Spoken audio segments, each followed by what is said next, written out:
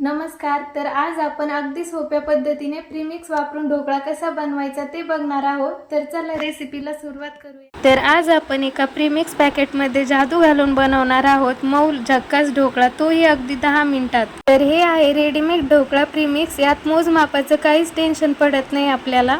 आता यात थोडं थोडं पाणी घालायचं आणि ते मिक्स करून घ्यायचं आणि जास्त पतलंही नाही आणि जास्त घट्टही नाही असं बॅटर तयार करून घ्यायचं.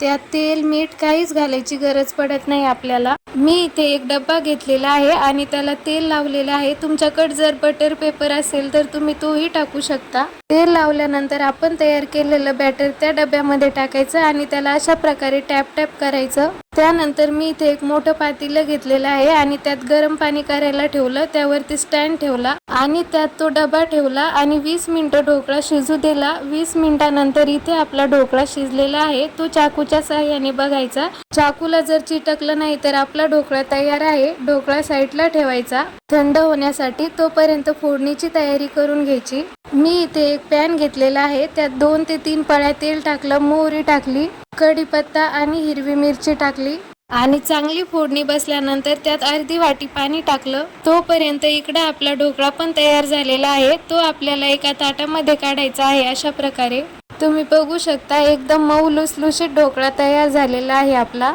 सकाळच्या नाश्त्यामध्ये एकदम झटपट होणारी रेसिपी आहे ही. आपल्या घरी जर कुणी पाहुणे आले असेल अचानक तर तुम्ही अशा प्रकारचा नाश्ता त्यांना अगदी सहज करू शकता. व्हिडिओ जर आवडत असतील तर आपल्या चॅनलला सबस्क्राईब करा. तुम्ही बघू शकता इथे आपला मऊ लुसलुशीत ढोकळा झालेला आहे. ढोकळा कट करून झाल्यानंतर आपण मस्त खमंग बनवलेली फोडणी त्यावरती घालूया अशा प्रकारे.